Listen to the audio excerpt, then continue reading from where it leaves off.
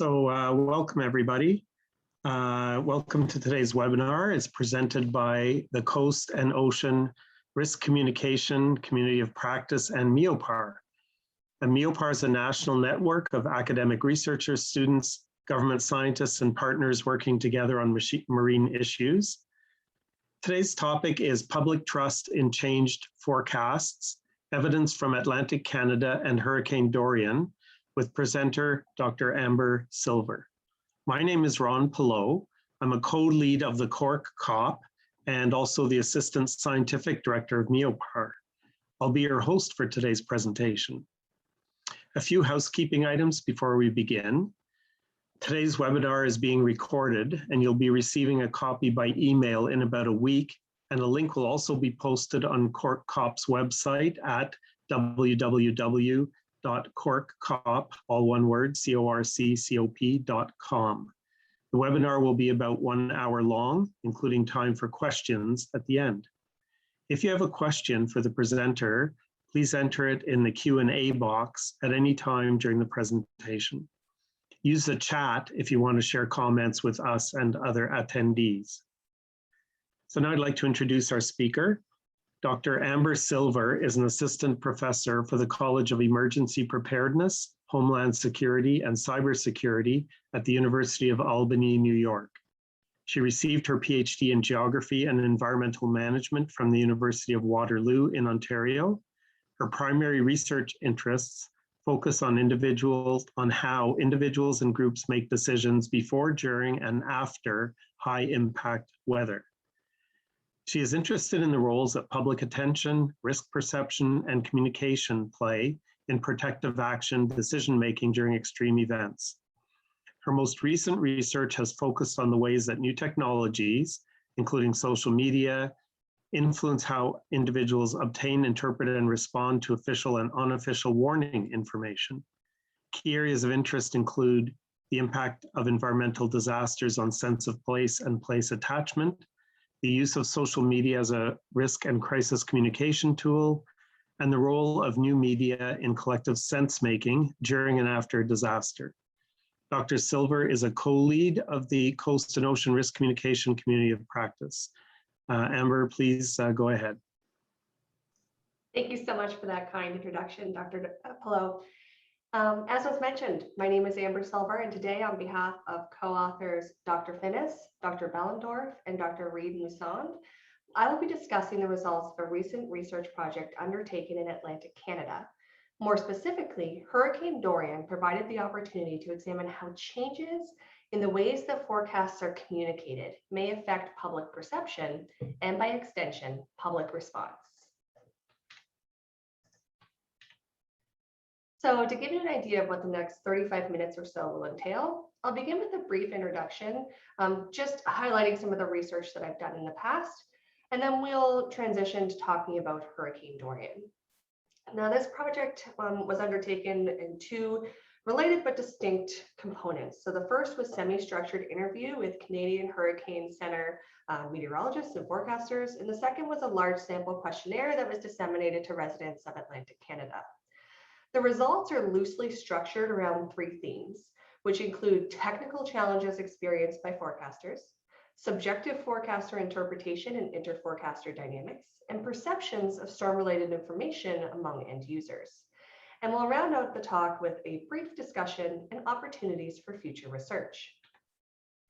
So as was mentioned, I am a behavioral geographer by training, and my research straddles the intersection of social science and meteorology.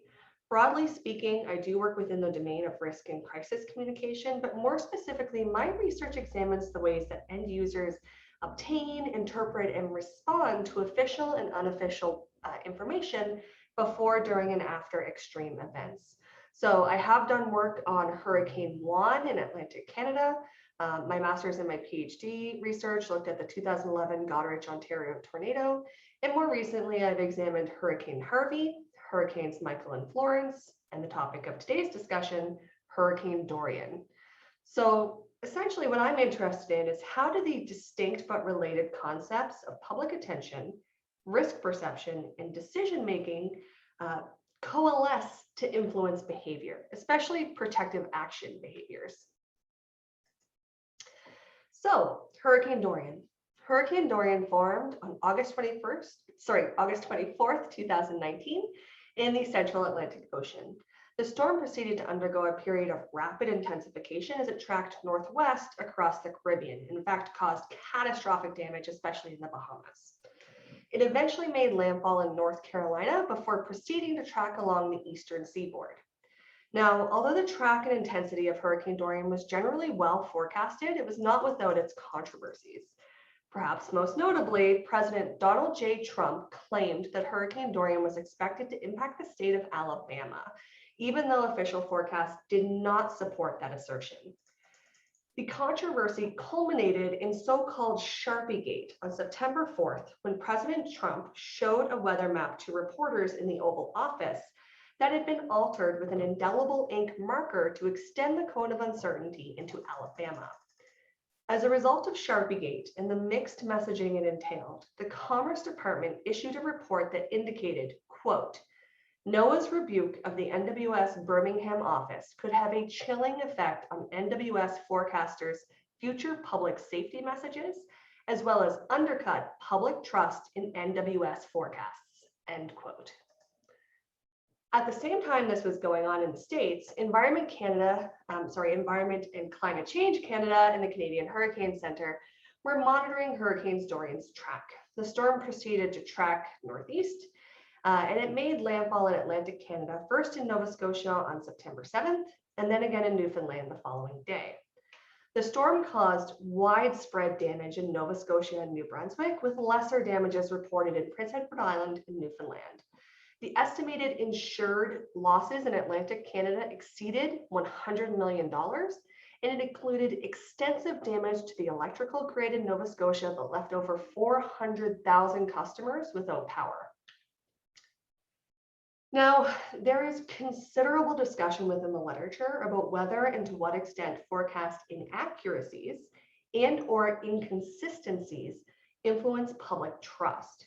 There's been a fair amount of research conducted on forecast accuracy, often with the goal of improving some quantitative accuracy score, such as the FAR. However, there is far less empirical research that seeks to understand how forecast inconsistency influences trust. Now, as Williams and Osco in 2021 noted, forecast consistency can refer to both message content, in other words, the information that's being conveyed, as well as message style, so color and graphics and word choice, among other factors. Now, in theory, changes to any of these characteristics could influence the ways that forecasts are interpreted and understood. Bergeno and Joslin examined the interplay between forecast accuracy and consistency and uncertainty. And this experimental study had several important results. First, both forecast inconsistency and forecast inaccuracy negatively affected user trust. Second, forecast inaccuracy had a greater negative effect on user trust than forecast inconsistency. And third, forecast inconsistency can actually have a positive effect on decision-making, paradoxically, as users can infer a sense of uncertainty that makes them feel more cautious. The authors went on to advocate, whenever possible, for emphasizing or prioritizing forecast accuracy over forecast consistency as a result. Now, Hurricane Dorian provided the opportunity to explore the intersection between these concepts, as its messaging was at times both inaccurate and inconsistent. And so there were two research questions with this project. First, what challenges did Environment and Climate Change Canada Canadian Hurricane Center meteorologists, hereafter referred to as CHC, experience when forecasting this storm? And second, how did end users actually perceive storm-related information they received? Regarding the first research question, we conducted semi-structured interviews with ECC meteorologists in Nova Scotia as part of a larger research project intended to obtain information on forecasting process in Canada. By chance, these interviews occurred less than a week after Hurricane Dorian's landfall. As a result, detailed references to Hurricane Dorian arose naturally during the discussion. A total of 6 meteorologists were interviewed on September 11th and 12th, with most reflecting on Hurricane Dorian as a notable forecast challenge and a useful comparison point when describing their typical working environment. Now, although this sample size is relatively small, it actually represents a substantial portion of meteorologists working in the region, ECCC meteorologists, that is. The respondents included 2 women and 4 men, aged between their mid-20s and their mid-50s, with professional experience ranging from a few years to several decades. Interviews were conducted until saturation was achieved, in other words, until no new information was gleaned from subsequent respondents. And analysis was conducted, facilitated through in vivo software with a code list that was developed iteratively by the research team. Regarding the second research question, questionnaires were developed as part of a larger research project that examined the usage of social media before, during, and after Hurricane Dorian.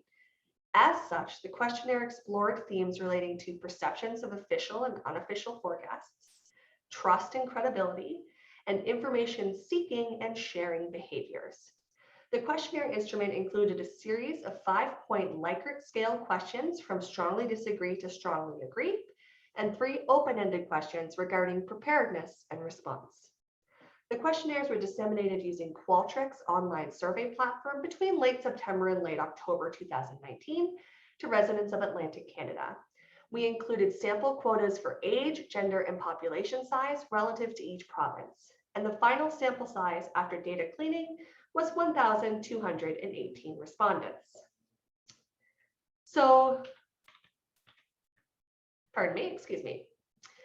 Regarding the semi-structured interview results, it was found that prediction during Hurricane Dorian was a collective, interjurisdictional, and interpretive process. There were several challenges that were identified, including inaccuracies in the primary numerical weather prediction model used by ECCC-CHC, uncertainty regarding Dorian's strength, and differing risk communication perspectives among meteorologists tracking the system. And we'll delve into each of these in turn. So, firstly, CHC meteorologists identified persistent inaccuracies in the storm's track as represented by the NWP simulations produced internally by ECCC. In this particular instance, NWP simulations from other modeling centers provided superior guidance, indicating a track and timing that better reflected incoming observations. Now, as many people on this call are certainly aware, this is common and expected at any public forecasting office, and meteorologists are therefore accustomed to adjusting forecasts to reflect the best available guidance, regardless of its origins. Unfortunately, this process is not trivial. It requires careful review of multiple model runs and available observations before manually adjusting the information that can be generated automatically from ECCC simulations.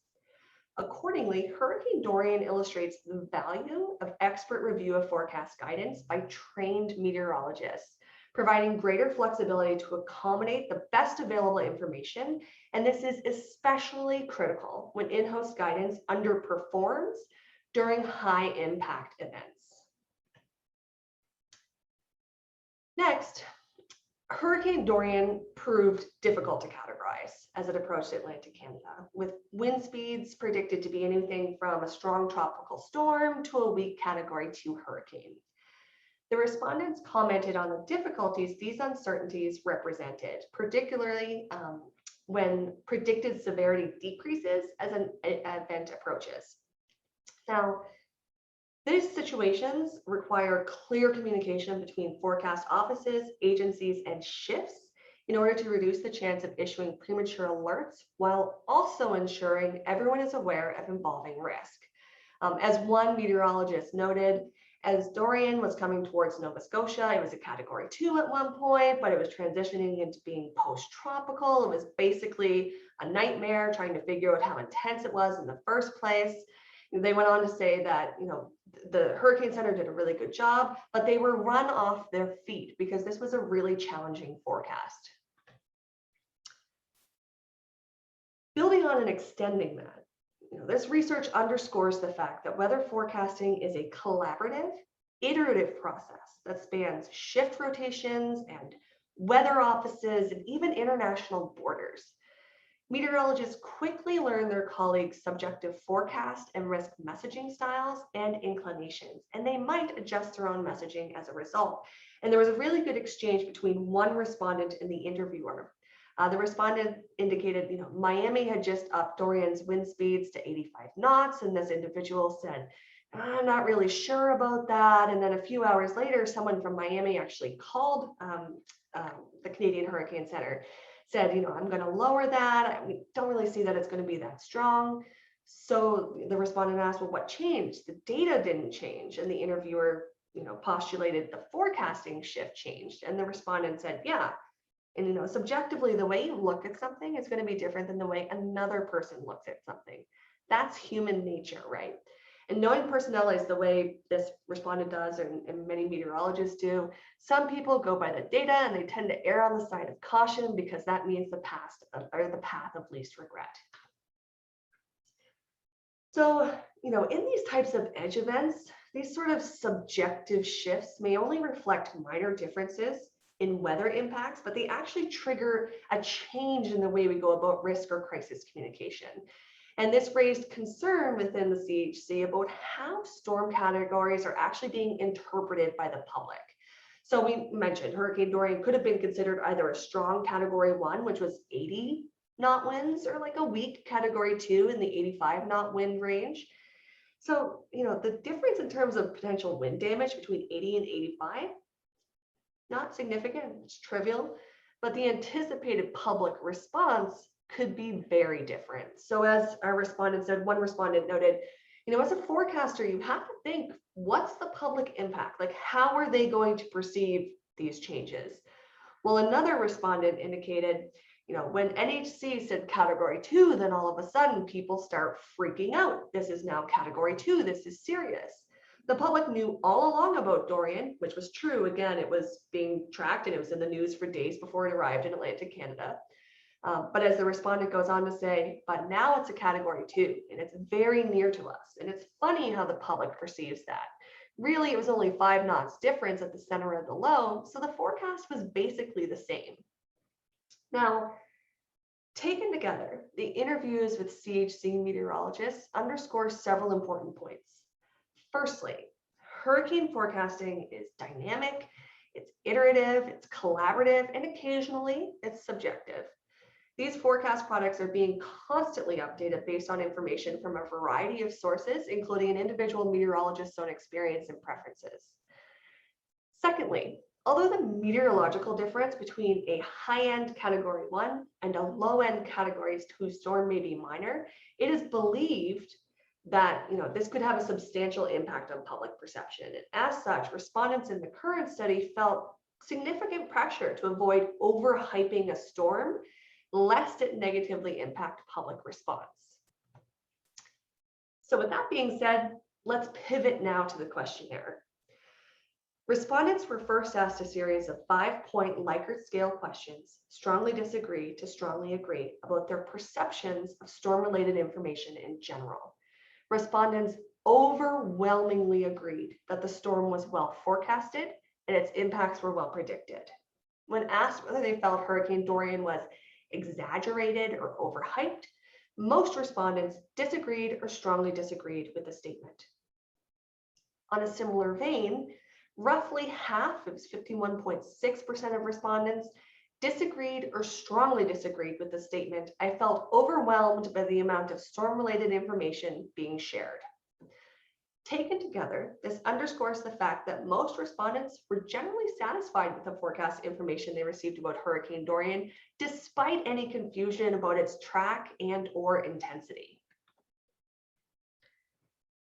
Respondents were next asked a series of 5-point Likert scale questions about their perceptions of storm-related information on Twitter. Now remember, this was part of a larger research project where we were looking at information gathering and sharing behaviors. In general, respondents felt that information from government sources was more trustworthy and credible than information from non-governmental sources, with 76% of respondents agreeing or strongly agreeing with that statement. Many respondents also agreed or strongly agreed that Twitter gave them the information they needed to make good decisions to protect themselves, their households, and/or their properties. However, respondents were in disagreement about whether storm-related information shared on Twitter was as good as information shared elsewhere, with fewer respondents agreeing with this statement than disagreeing with it. Now, there's good reason for that. We asked respondents a series of questions, open-ended questions, about how they utilize Twitter to search for, share, and respond to storm-related information. Although we didn't specifically ask respondents about the information they received from, the Canadian Hurricane Center, the National Weather Service, or international news coverage, respondents provided this information anyway, and they did so in a big way. For example, numerous respondents indicated that they received weather-related information from a variety of official and unofficial sources, which they checked throughout the duration of the storm. So for example, a 30 to 39-year-old woman said, between what EMO, the Weather Network, and National Hurricane Center was saying, I knew it was going to hit my area harder than expected. While another respondent, a 50 to 59-year-old male, said, I used government websites to determine the path of Dorian, e.g. NOAA, Environment Canada, NHC, the Weather Network, and local radio, and my cell phone to monitor the progress of storm, weather conditions, etc. And this tendency for people to check multiple sources of information throughout the duration of a storm is well documented within the literature, so this comes as no surprise. Again, in open-ended questions, respondents indicated again and again that Hurricane Dorian was well forecasted in terms of its track, intensity, and/or its impacts. Some respondents went so far as to indicate that they actually took action to prepare for and/or mitigate against the storm based on information that they were getting from their trusted sources. So for example, a 60 to 69-year-old female said, I felt that everyone did a fantastic job in prediction as well as getting things back to normal following the passing of Dorian. Another 40 to 49-year-old female said, I didn't think it would really affect me at first being in New Brunswick, but a meteorologist I follow was sharing wind speed predictions for my area, and it was higher than I expected. I ended up doing a lot more outdoor preparation than I had planned. Now, a substantial portion of respondents indicated that they monitored Hurricane Dorian's predicted track and/or intensity well in advance of its arrival in Atlantic Canada. These respondents were particularly affected by media coverage of the storm and its impacts in the Bahamas and in the eastern United States. So for example, a 40 to 49-year-old female said, watching how the storm affected Boston and New York helps because Nova Scotia usually gets hit similarly. And speaking as someone who was born and raised in Nova Scotia, I can say that this is by and large just common or accepted knowledge in the region. So I know I grew up hearing the very same thing from people in my community, that if there is a big storm coming, then you watch the news and you pay attention to the effects, on the upper eastern seaboard, because we can expect something similar. Another respondent, a 30 to 39-year-old male, said, I saw on Twitter that it hit the Bahamas on Sunday. The NHC says the dangerous storm will continue to press down Florida's east coast late Monday and late Tuesday, but its track will gradually swing north.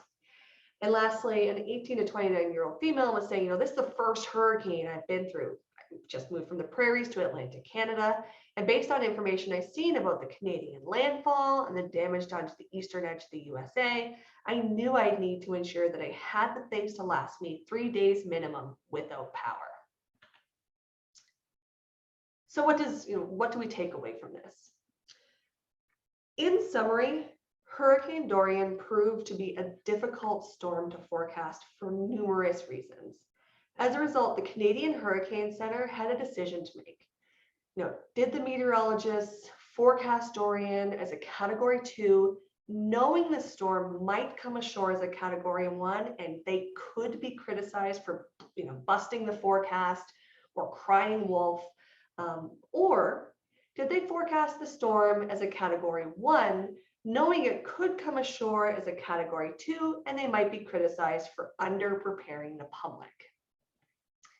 At the end of the day, CHC meteorologists prioritized forecast accuracy over forecast consistency. In other words, when they had new, credible information, they shared that information with the public, regardless of whether it was different than something published 12 or 24 or 48 hours ago. And they did so in an honest, candid, prompt, accurate, and complete manner, which Reynolds and Seeger in 2005 note are the hallmarks of good crisis communication. There was also internal discussions within the office emphasizing the fact that there's not any single best forecast. There's just best ways of communicating what is very, very complicated and changing information to the public. So it should, it follows or should come as no surprise that respondents overwhelmingly agreed that the storm was well forecasted and its impacts were well predicted, despite inconsistencies in the official forecasts. This supports research conducted by Bergiano and Joslin, which found that meteorologists may be better served prioritizing forecast accuracy over forecast consistency. In fact, the inconsistencies in the forecast seem to convey a sense of uncertainty that adjusted respondents' expectations. And this finding is also in line with research from Bergiano and Joslin. Lastly, this research provides additional support for the notion that probabilistic forecast information may be a better strategy for communicating information to the public and building end user trust. So if you provide a relative likelihood that a particular storm will arrive as a Category 1 versus a Category 2 event, it can help summarize potential risk, and it may also help to reduce the implication of uncertainty when forecasts differ between the Canadian Hurricane Center and the National Hurricane Center. At the end of the day, respondents sought out information from a variety of sources, including official forecasts and news coverage of the storm's impacts. And there was a great deal of both satisfaction and trust expressed in both CHC forecasts in particular and the weather enterprise in Canada in general. And so with that, I will open up the floor to any questions. If there's anything I could expand on further, I'd be happy to do so. It was very difficult to try to wrangle this project into a 25-30 minute talk because there was a lot of richness that came out through both the interviews and the questionnaires. So myself and my co-author, Dr. Finnis, would be happy to field any questions that you may have. Thank you. Thank you very much, Amber. That was a very interesting presentation. I already see some questions coming in, but to remind everybody, we're going to be using the Q&A box at the bottom to put your questions in. We have one from Ryan Reynolds. I guess I'll read it out loud, perhaps, and then Amber can respond. I've always read that, from Ryan Reynolds, I've always read that transparency builds trust in emergency management, but there's also the worry of looking uncertain or incompetent when changing the message. Are there recommendations you would have for forecasters and other decision makers when balancing sharing versus sticking with the current story? Thank you so much for your question. So there's a couple different parts to that I'd like to address. So the idea of, this concern that if you change your story or if you provide new information or if you're inconsistent, that you're going to look uncertain or incompetent, that really gets at the research done by Bergiano and Joslin and then supported by this project on Hurricane Dorian, that accuracy is more important in building public trust than consistency. So it's one thing to, if your forecast says one thing and then 12 hours later, the next model run suggests a different, landfall time or location, communicating that information with the public honestly and candidly and promptly can do more to build up public trust than the inconsistency would erode public trust, if that makes sense. And then there's also, additional research that looks at open communication with the public is another means of building public trust or buffering that sort of dissatisfaction with changed forecasts. So it's when you explain why forecasts have changed, not just that they have changed, it can help alleviate some of that, oh, well, am I going to look uncertain or am I going to look incompetent? In fact, it's quite the opposite when you do that, because you are not only explaining that the forecast has changed, but that the forecast, the reasons for that change. If that makes it, if I hopefully addressed your question. Thank you. Here's another question. Was there any indication that respondents relied on their own past experience or local myth and stories that might shape their perception of risk and prompt defensive action behaviors? I'm so pleased that you asked that question. So yes, extensively actually. I took it out because I was worried about time. But it is really interesting to note how often Hurricane Juan was mentioned in the context of Hurricane Dorian.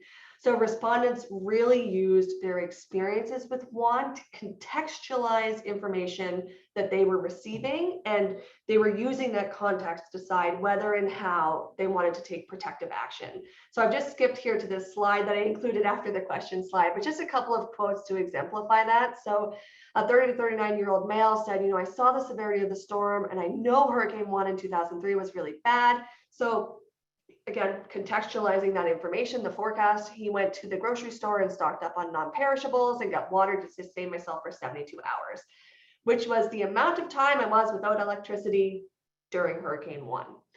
A second respondent, also a 30 to 39-year-old male, said, having lived through Hurricane Juan in 2003, I knew the impact Hurricane Dorian would have based on the estimated strength at landfall. We prepared by putting away lawn furniture and securing anything that could move. We also purchased a large quantity of fuel, And so there was concern expressed by CHC meteorologists that if, they put this out there as a category 2 and it didn't live up to the hype or to Hurricane Juan's sort of infamy, that it would come across as a bad forecast or a busted forecast. And it seems more like respondents in the current study were using what they knew or what they remembered about Juan to contextualize information that they were getting and inform their protective action decision making. Okay, thank you.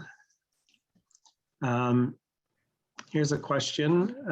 Thanks for the great presentation. I might have missed this in your talk, but when you surveyed the participants, how did you choose the survey population? Were those the ones you could reach via email/social media? The reason is that people may absorb and look for information in a different manner, depending on the way they get info on a daily basis. For example, if they are more tech savvy, maybe they are more inclined to check various sources online and hence more receptive to differing sources / uncertainty. But if they are less tech savvy, maybe they only watch TV or listen to the radio. And so they might end up looking at less sources of information and might be less open to uncertainty. So thank you so much for that question. Essentially, the questionnaire that was disseminated to residents of Atlantic Canada was part of a larger research project. So that larger research project was in fact looking at the ways people use social media to obtain, interpret, and respond to official and unofficial information. So that, that population that we were interested in were people who were using Twitter. And so people were selectively filtered out. If they said, no, I didn't use Twitter, they were not invited to continue on with the questionnaire. So that is absolutely a limitation in this study, and in fact, opportunity for future research that we hope to do during next hurricane season. However, in the current study, there were open-ended questions that specifically asked about where people, how information that they received was influencing preparedness decisions, decisions to evacuate, and so on. And the richness of answers that came about out of those questions that elucidated where people were getting information was really interesting. So as I mentioned, people were not just finding information from Twitter. They were getting information from Environment Canada and from the Weather Network and from the National Hurricane Center and NWS and media and pictures and videos of things that were happening in the Bahamas and Florida and the Eastern Seaboard. And so this tendency for people to look many different sources for information milling is well documented within the literature. But I take your point, it's certainly true that because this questionnaire was aimed for people who specifically use social media, specifically Twitter, that they may not be representative necessarily of the average resident of Atlantic Canada, although we tried to compensate for that by having quotas for gender and age, and I want to say gender, age, and income, I believe, were the three quotas that we used. definitely an opportunity for future research. Thank you. So while we're waiting for more thoughts there, I have a question. People react, of course, to risk in many different ways, including how it's communicated. That's the point here. And I do risk analysis in other domains. So we think always probability and consequences are, similar words. But this idea of preparing for 3 days of outages, which maybe there's a question whether that's enough, especially if you live on the West Coast and it might be earthquakes or whatever. But anyways, let's say 3 days. Then some people's decisions are, well, if I'm pretty sure it's going to hit, I may go get supplies. Or if it's category 2, now I'm scared I'm going to go get supplies. Whereas what they're thinking should be, there's a hurricane coming and nobody's telling me it's definitely not going to hit. I better go get my 3 days supplies. Like, it's not Environment Canada's job to scare the people. I get that. But, the precautionary principle or whatever it is says, hey, this may hit. Just get the supplies. And if we don't need it, fine. So is there an element of that in your research of people should be encouraged somehow to err more on the side of caution? So I've done some work in the past on perceived preparedness versus actual preparedness. And there's a substantial body of literature that suggests people aren't nearly as prepared as they tend to believe that they are. And so we only touched on that tangentially in this project. They were asked an open-ended question, something to the effect of, can you describe how information you received influenced your decision to prepare for Hurricane Dorian, to that effect? Excuse me. And so there's lots of people talking about, well, it seemed like it looked like it was worse than I thought it was going to be. So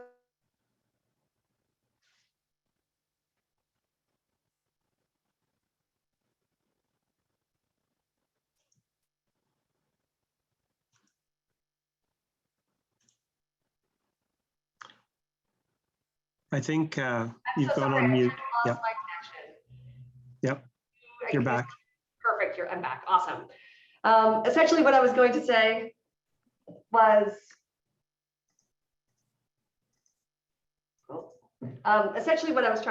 that we only touched on this preparedness piece in, vis-a-vis actual preparedness versus perceived preparedness tangentially. People talked a lot about how they thought, information conveyed was worse than they were expecting, so they prepared accordingly and prepared more than they thought that they would have otherwise. We also had, actually, funnily enough, we had a subset of respondents who indicated they weren't going to prepare. They didn't think the storm was serious, but then they saw that people in their community and on social media were preparing, and so that prompted them to go out and prepare as well. But in terms of is there any of this idea of, why do people want to have a 72-hour preparedness kit? That wasn't necessarily part of this project. Okay, yeah, it's very interesting with the herd mentality, right? Well, if everybody's getting ready, maybe I better get ready too. Interesting. What's really funny is that every single one of those respondents was a male aged 30 years and younger. People who said that it just doesn't seem that, didn't seem that serious. I wasn't going to do anything about it. But then friends and family and people on social media were taking it really seriously. So I took it really seriously too. Okay, thank you. We have another question here.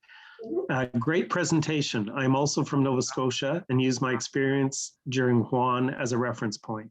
I'm curious to know if you learned about newcomers to Nova Scotia learning or seeking out information from neighbors or community members on what to expect, or if that type of info was revealed in the open-ended questions. So I did some work on Hurricane One way back in the day when I was looking at public perception of forecast information. So One was very near and dear to my heart, both as someone who lived through One and someone who's done research on One. There's another paper that's coming out on this project that looks at how people use social media to actually make decisions. So as part of that, again, that larger research project. And as part of that project, we talk about Hurricane One and how information and experience from Hurricane One contextualized how they understood information that they were getting through social media. So in terms of, about newcomers coming to Nova Scotia, that absolutely came out in the open-ended questions. People saying, I'm from British Columbia or I'm from the prairies and I've only lived here for a few years. But my neighbors, my family, you know, people on the news are talking about Hurricane 1, Hurricane 1, Hurricane 1. And so because I knew that it was possible for these types of events to occur in Nova Scotia, that contextualized how I wanted to respond to those events. So yes, absolutely, that came out in the open-ended questions. Thank you. Okay, here's another question. Were people living with disabilities included in the respondents? So not directly. So looking at people living with disabilities as like a sample wasn't necessarily a direction of this particular research. It did come out again in the open-ended questions. There were 3 different open-ended questions of the survey. Specifically, people talking about the challenge of trying to prepare for an event like Hurricane Dorian in the context of their disability. So saying like, it's very difficult for me to clean, like to get rid of, or to bring in, sorry, my patio furniture, or to cut branches from trees, or even to get to the grocery store and to like get a generator because of things like that. But unfortunately, no, that wasn't a direct focus of the research. Okay, thank you. And a reminder for the audience, we have another few minutes, so please feel free to type your questions into the Q&A box. In the meantime, I have another question. I don't know if it's something more for ECCC people to answer, or yourself, Amber. But this idea of consistency versus accuracy, I get it, and that's a very nice finding. But the consistency then has a kind of a stickiness element to it. And whether you know what that means. In other words, if every half hour you're updating the public saying, oh, now it's going over here, oh, now it's slowed down, that's probably too quick. And if it's every day, that's too slow. So did you get a sense of when they say they're trying to keep accurate and adjusting their message, what does that mean in practice in terms of revising rate? Absolutely. So that was not a direct question that we asked. In other words, like, how often do you want to get updated? If we didn't probe that. However, we did ask respondents whether they felt overwhelmed by the amount of information that was being put out on the storm, and they overwhelmingly disagreed with the notion that they felt overwhelmed by the amount of information that was being distributed, which isn't, you know, hard and fast concrete evidence that Environment Canada had sort of, you know, got a good balance, but it is, it's indicative that they seem to be going about the way that they update their forecasts in a good way. I would have been more concerned if respondents were overwhelmingly agreed that they felt overwhelmed, or that, you know, information was, there was, you know, it was being, you know, it was contradicting itself every time they updated and things like that. But there was no evidence of that in the open-ended questions, and the Likert scale questions were pretty convincing for this, you know, again, preliminary research, early, you know, the opportunity for additional work. But it seems that they being CHC and ECCC more broadly had struck a good balance. Okay, great. Any more questions from the audience?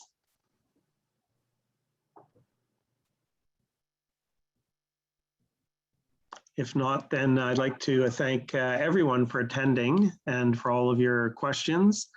We'll wrap things up again by saying thank you to our presenter, Dr. Amber Silver, for an excellent presentation and thoughtful responses to our questions. I see another question here. There's one saying, any advice or suggestions for forecasts at the edge of categories like this, I guess, category 1, category 2, any special way to, you've talked about the challenge in knowing whether to call it a 1 or 2 when it's near the border, but any other comments around that? I mean, it's always going to be a real, as you mentioned, it's a real challenge in deciding whether to you know, pull the gun on or pull the trigger on a category 1 forecast versus a category 2 forecast, especially when the actual on the ground impacts are almost negligible between those high end Cat 1s and low end Cat 2s. The evidence of this research, or sorry, this research, as well as evidence from the literature, would suggest, again, prioritizing forecast accuracy over forecast consistency. So if all of your model runs and all of your experience tells you, look, this looks like it's going to be a category 2 or a category 1, then proceed with that, understanding that if you have to walk that statement back, walking it back doesn't have as or at least apparently based on this sort of preliminary research, as big of a negative impact on public trust and public perception as putting out information that isn't accurate. So again, prioritizing forecast accuracy over forecast consistency. And then also this research provides more evidence for the fact that maybe probabilistic forecasts might be best for these types of edge events, where we can say, look, there's a 40% chance it's going to come ashore as a strong category 1, and there's a 40% chance it's going to come ashore as a strong category 2, and change in something else, so that people can understand like it really is within that sort of high range, high end, low end area. Okay, good. And another question has come in the meantime. Can you compare the information and response to hurricane forecasts with that surrounding climate change? That's a big question. That's a very big question. I will preface this by saying that my background, training, and research is very much in these high risk, short notice events like tornadoes, severe thunderstorms, and hurricanes. So hurricane is sort of on the upper end of my expertise. With that being said, there is work being done right now on the ways that people are perceiving climate change, and there's a very robust and growing every single day literature on sort of the human dimensions of climate change vis-a-vis preparation and response and willingness to accept mitigation measures and all that. Please feel free to reach out and touch base. I'd be happy to share some resources with you, but that's not my area of expertise. Okay, thank you. Here's another one. Should we perhaps look at different ways to communicate hazards? Since the differentiation of Cat 1 and Cat 2 is an issue, should we be more fluid in the way it is communicated, which is focused on actual impacts? There's a move towards colored and tiered alerting, but that might be just a more fancy way to show categories. Are there better ways to communicate impact? So I think that this question really gets at sort of the current state of social science and meteorology research, where we're trying to figure out the best ways to communicate information about severity and potential impacts, because we agree that just saying watch or warning or dropping uncertainty estimate in there isn't doing it, but we don't necessarily know like the absolute best way to communicate information. And in fact, there probably is no best way. There is no one size fits all panacea for risk and crisis communication. It's going to depend on the event. It's going to depend on the target population, and right down to the individual person. And so I would say that there is a lot of really exciting research being done right now, looking at how we visualize information, even things like impact-based warnings now, or they're the norm. They weren't the norm 15 years ago. So understanding, do we emphasize the wind speed and the rainfall and the flooding, or do we emphasize likely impacts from that in our messaging with the community or with the public? That's where we are right now in the social science of meteorology, and that bridging that divide is trying to understand those best ways forward. And I can add my own experience, even though I'm the moderator, to Hurricane 1. I was living here, and when it was all over, it was announced to be a Category 1, maybe by the Environment Canada people that are on this call. And although I don't follow hurricanes much, I thought, my gosh, with all that damage, seems more like a 2. And then there's, I guess, some question or debate how it's categorized, and something to do with the amount of damage was more than expected because our tree roots are shallow here. So what trees went over more easily than in Florida. So yeah, the impact question, aside from the storm strength, what it's going to actually impact depending on many other factors is a very interesting topic for sure. Absolutely. So, I mean, with the impact-based warnings, they're relatively new. So back, 20 years ago, forecasts would be very much, this is the wind speed, this is the sort of winds and rain and the meteorological conditions you can expect, onset, duration, geographic location, et cetera. And now there is this move now towards impact-based warnings, where in the wording of the warning itself, we're saying not only this is what the wind speeds are, but this is what you can expect the impacts to be. And then by extension, here's a recommended protective action. And so again, we're still looking at or still researching the best ways to communicate that information most effectively with the public. Okay, thank you. I think we're almost done here, and I don't see any more pending questions. So again, I'll thank our speaker and thank everyone. If you're interested in learning more about the CORC Community of Practice, again, you can visit our website at www.corccop.com or contact Cindy Marvin, the coordinator. Maybe Cindy, you can put these in the chat box there so everybody can see them. And the email is corccom@gmail.com. Cindy Marvin, I'd like to thank her as well. She's a tech host for the event today. She set it all up and is doing the background logistics. We'll be sending out a link to the recording along with the presentation slides and a follow-up email in about a week. And you're also invited to subscribe to our communication list on our website if you want to find out more about upcoming events. And so we hope you enjoyed today's webinar presented by MEOPAR and the Coast and Ocean Risk Communication Community of Practice. Thanks, everybody.